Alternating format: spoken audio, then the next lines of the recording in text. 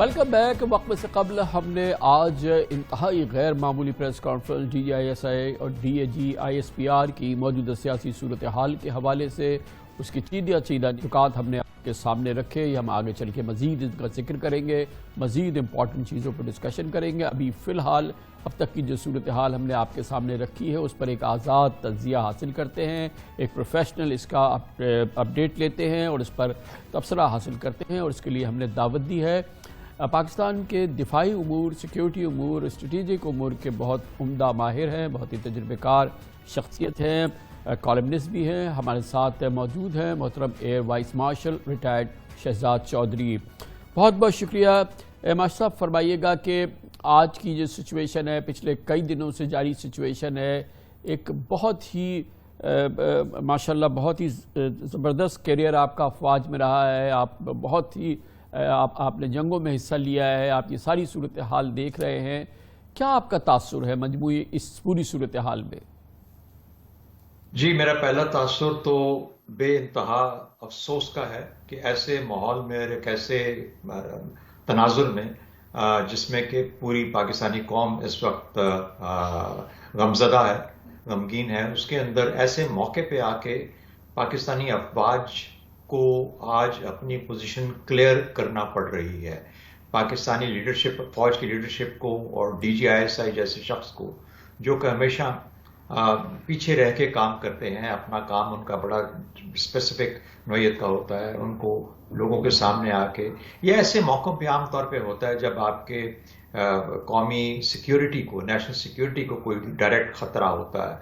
تب غالباً ایسے موقعوں پہ اگر آئی ایس آئی کے چیف سامنے آتے ہیں تو وہ آ کے کوئی گفتگو بتاتے ہیں یا اپنا تھاٹس کو شیئر کرتے ہیں۔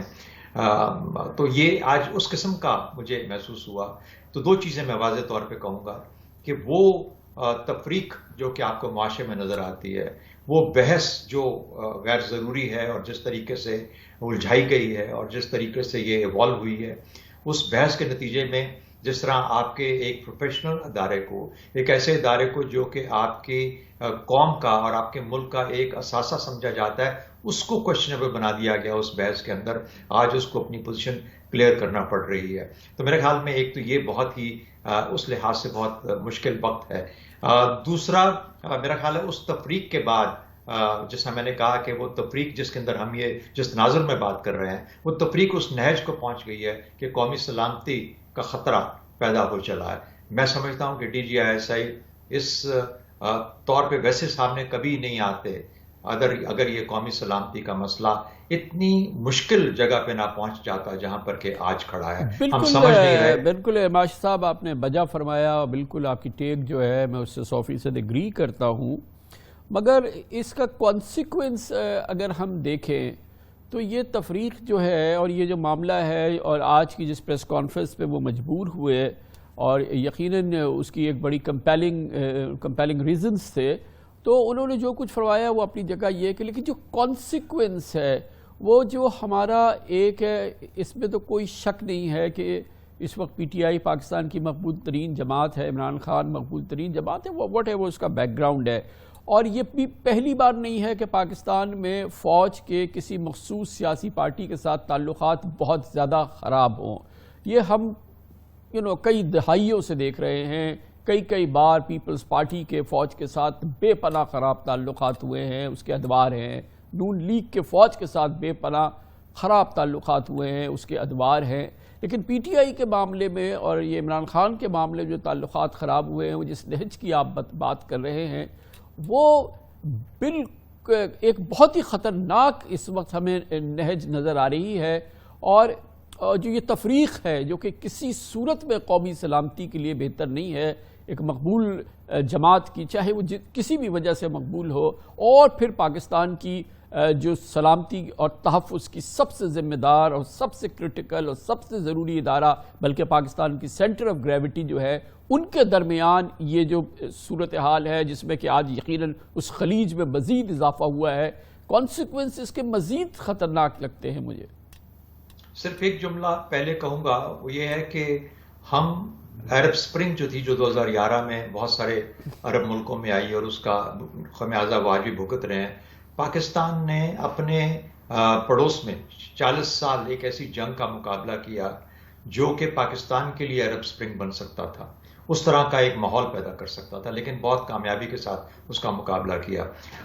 میں سمجھتا ہوں کہ یہ جو تفریق کریٹ ہوئی ہے پچھلے 6-8 ماہ کے اندر پاکستان کے اندر، اور جس قسم کی بحث اور جس قسم کی ڈسوننس کریٹ ہوئی ہے، اس نے آج اس دہانے پہ ہمیں لا کھڑا کیا جہاں پر ایک اور عرب سپرنگ کا پاکستان میں خطرہ بہت زیادہ بڑھ گیا ہے، اور یہی قومی سلامتی کا سب سے بڑا خطرہ ہے۔ عمران خان صاحب ہوں تو آج وہ بالکل ایک بہت مقبول لیڈر ہیں،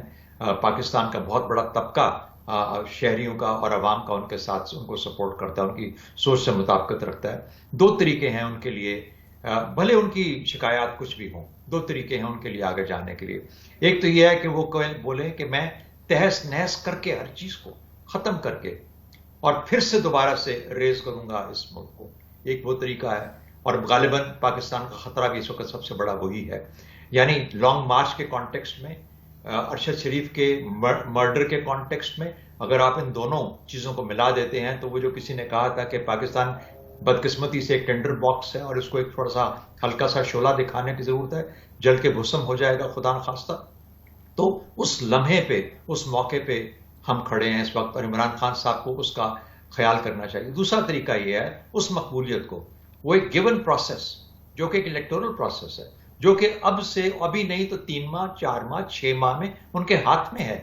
اس کے تھرو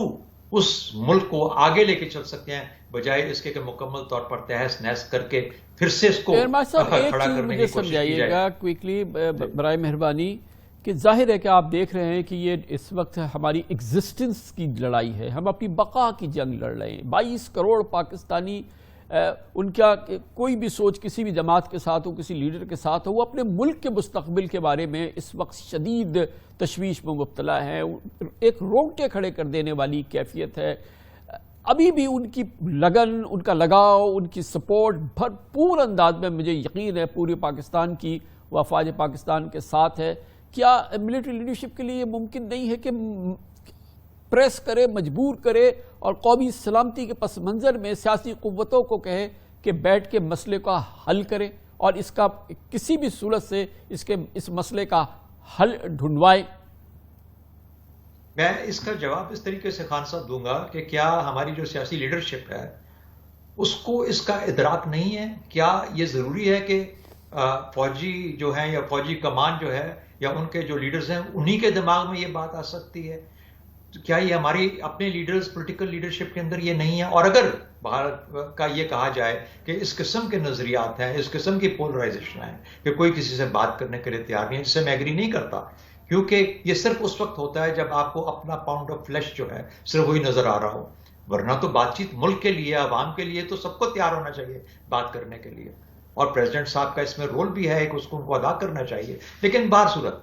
میرا خیال ہے کہ پاکستانی افواج اس وقت کیوں اس چیز کے درپا ہے، وہ کیوں اس وقت آپ سے آ کے سامنے ریکویسٹ کر رہے ہیں؟ اس میں جنرل باجوہ کے امیج کی بات نہیں ہے، پاک فوج کا امیج ہو سکتا ہے کسی حد تک۔ میرا خیال ہے کہ دیکھیے بٹھا کے بات کرنا تو بڑی واضح چیز ہے اور یہ کرنی چاہیے، یعنی ابھی سے نہیں، اگر فوراً نہیں 2-3 ماہ میں، لیکن کوئی یہ کہے کہ الیکشن اگلے ہفتے کر دیے جائیں تو میرا خیال ہے کچھ ان کو بھی سوچنا چاہیے کہ ذمہ داری اور یہ ملک اور یہ سب ہم سب کا ہے، صرف نہ فوج کا ہے، نہ صرف ان عوام کا ہے جن کی آواز اس وقت نہیں سنی جا رہی۔ تھینک یو سو مچ سر، بہت بہت شکریہ۔